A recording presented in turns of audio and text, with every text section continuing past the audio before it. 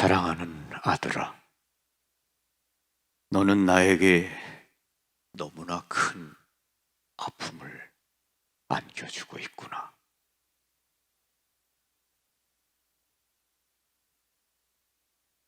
사제직을 떠나는 것은 그렇게 쉬운 일이 아닙니다. 그러나 그에게 사제직은 지겨운 생활이었기에 미련 없이 옷을 벗고 떠났지만 아무도 관심을 갖는 사람은 없었습니다. 그는 바로 일거리를 찾았고 아름다운 여인을 만났습니다. 그녀는 좋은 직장을 가지고 있었으나 그녀의 어머니는 알코올 중독자였습니다. 그러나 그녀의 어머니가 그녀를 율법을 엄수하는 유태인으로 키워왔기 때문에 전직 신부와 결혼한다는 것은 생각할 수 없는 일이었습니다. 그는 매사를 그녀와 함께 하면서 되도록 지난 과거 일은 기억하지 않으려고 노력했습니다. 그런데 그녀가 임신을 하게 되자 그때부터 그들의 관계가 달라지기 시작했습니다. 그는 자신의 약점을 보게 되었고 그녀에게 의존하려는 자신을 발견하고 자신에 대한 혐오감으로 가슴이 끓어오르기 시작했습니다. 그는 매일 달리기를 시작했습니다. 그러다가 하루에 2번, 3번씩 달렸습니다. 이제는 아무것도 하고 싶지도 먹고 싶지도 않고 심지어는 사람들과 함께 있는 것조차 싫어졌습니다. 태양도 하늘도 그가 그렇게 좋아하던 산들도 이제는 싫었습니다. 어느 날 그 여인은 그를 위해 메주고리의 성지 순례를 신청하였습니다. 이태리에서는 큰 돈이 드는 것은 아니니 가겠지 생각하면서 말입니다. 그러나 그는 신앙심이 깊고 나이 많은 여자들이 가득 타고 있는 버스를 함께 타고 갈 수는 없다고 생각했습니다. 그는 빌려 탄 차로 메주고리에 도착하여 야고보 성당 앞에 주차를 시키고 차문을 막 잠그려고 할 때 듬직하게 생긴 크로아티아 수녀 하나가 갑자기 그를 붙들더니 본당 사제관으로 끌고 갔습니다. 누군가가 발연이 막 시작되려고 해요 하고 말했습니다. 얼마 후 그는 30명쯤 되는 사람들로 가득한 작은 방에 꼿꼿이 서 있는 자신을 발견하였습니다. 그들은 묵주의 기도를 바치고 있었습니다. 그리고 묵주할 10개가 끝날 때마다 아베 아베 마리아 노래를 불렀습니다. 그러나 그는 묵주가 없어서 그저 손을 모으고 있었습니다. 그런데 갑자기 세 젊은이가 앞으로 나오더니 곧 무아지경이 시작되며 깊은 침묵이 방 안을 가득 채웠습니다. 모든 사람들이 그들을 응시하고 있었지만 성모님의 발연을 보고 있는 증인들의 눈은 움직이지 않았습니다. 그들의 눈은 높은 벽을 향하여 보이지 않는 어떤 목표물에 완전히 고정되어 있었습니다. 그들이 무엇을 보고 있는 걸까? 그때 그는 갑자기 슬픔에 가득 찬 여인의 음성을 들었습니다.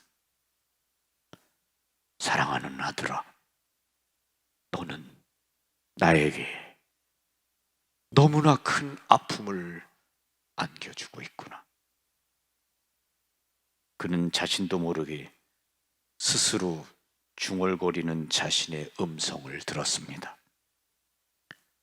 사랑하는 어머니, 나는 못된 신부예요. 내 아들아, 너는 어렸을 때의 사랑을 잊어버렸구나. 너는 너의 어렸을 때의 믿음을 잊어버렸구나. 너의 봉헌된 손을 바라보아라. 그 손에서 흐르는 피가 보이느냐? 그것은 내가 흘린 피이고 나의 사랑하는 아들 예수가 흘린 피란다. 내가 내 손으로 생명이 아닌 죽음을 바쳤기 때문에 많은 사람들이 영원한 죽음으로 빠져들어가고 있단다. 내 가장 사랑하는 아들아, 회개하여라. 너무 늦기 전에 나에게 돌아오너라. 자신도 모르게 눈물이 그의 가슴을 적시며 흘러내리고 있었습니다. 사랑하는 어머니, 어떻게 회개해야 할지 모르겠어요. 나는 돌아갈 수 없어요. 그때 그는 갑자기 그의 온 생애가 그의 눈앞에 순간적으로 펼쳐지며 지나간 것을 보았습니다. 그의 어린 시절, 아무도 보는 이가 없다고 생각하던 그 나날들, 그는 어렸을 적부터 혼자서 숨어 있는 것을 좋아했습니다. 그리고 아직도 이기심에 가득 찬 자신의 모습을 보았습니다. 그의 어머니가 눈물을 흘리는 것도 보았습니다. 여러 해가 지나면서 자신이 소홀히 대해왔던 모든 사람들을 보았습니다. 그리고 그에게 내려주신 하나님의 모든 은총으로부터 도망치는 자신을 보았습니다. 그는 무서워서 땅에 쓰러지고 말았습니다. 이것이 나를 위한 하느님의 계획이었나요? 괴로움 때문에 그는 목이 막혔습니다. 그것은 너무나 심한 절망의 깊은 구렁텅이기에 이제는 그가 숨을 곳이라고는 없었습니다. 보이지 않는 모든 것이 보이고 그는 기억하기 시작했습니다. 그러나 갈 곳이라고는 없었습니다. 그 장면들이 그를 괴롭히기 시작했습니다. 하느님께서 그를 위해 선택해 주신 길이 싫어서 따르고 싶지 않아서 거부했습니다. 내면에서는 끓어오르는 분노를 느꼈으나 오히려 그 분노에서 위안을 받았습니다. 어떤 대가가 주어져도 그건 자신이 알아서 할 일이었습니다. 그런 상태에서 마음속에서 일어난 분노는 그의 친구가 되어 저주와 증오로 들끓고 있는 것을 보았습니다. 그가 더 이상 견디지 못하고 작은 그 방에서 뛰쳐나가려고 할 때 그는 갑자기 넋을 잃은 사람처럼 그 자리에 얼어붙듯이 서버리고 말았습니다. 그의 앞에 성모님이 계셨던 것입니다. 두려우면서도 권위 있게 보이는 현존하심의 빛이 그에게 성모님의 얼굴과 눈을 마주보게 해주었습니다. 그 두 눈에서 발산되는 애절한 사랑의 빛이 그의 마음속에 있는 분노와 증오심들을 태워버렸습니다. 그 순간 그는 그에게서 떨어져 나가는 새까맣게 그을린 절망의 냄새를 맡았습니다. 성모님께서 그에게 말씀하실 때 그것은 마치 그가 어렸을 때 들었던 어머니의 자장가를 연상케 해주었습니다. 내가 전에는 내 아들을 사랑하였고 헌신하였다. 지금 나는 너에게 천국을 줄 수 없구나. 그러나 나는 너에게 시간을 줄 수는 있다. 사랑하는 아들아, 내가 선택하여라. 그분의 부드러운 음성이 일그러진 그의 삶을 껴안아 주었을 때 그는 깊은 평화를 느꼈습니다. 깊고 참된 평화를. 당신은 누구십니까? 이미 알고 있었지만 그는 용기를 내어 물었습니다. 나는 너의 참된 엄마이다. 하느님께서 세상을 만드시기 전부터 난 너를 사랑해왔단다. 나는 언제까지나 너를 사랑할 것이다.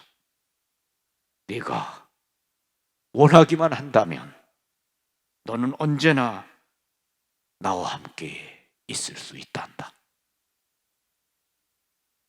그 다음 순간 그가 기억하는 것은 몇몇 프란치스코의 수사들이 얘기하느라고 분주한 사제관에서 부수수 일어나고 있었던 것뿐입니다. 오, 깨어나셨군요. 괜찮습니까?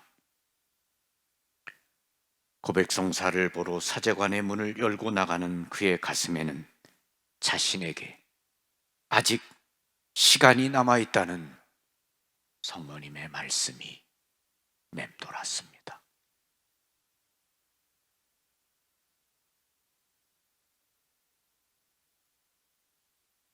처음 이 글을 읽었을 때 전 참 많이 울었습니다. 그리고 많이 생각했습니다.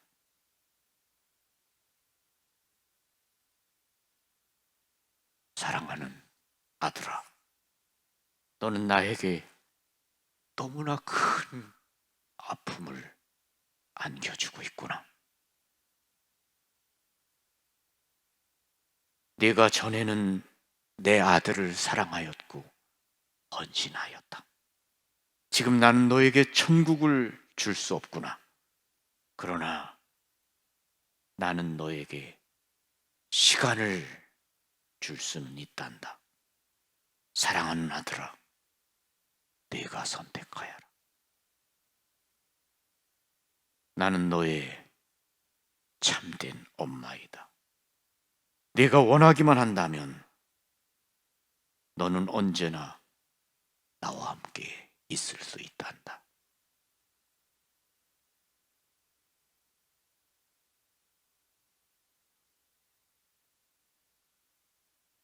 아멘. 평화를 빕니다.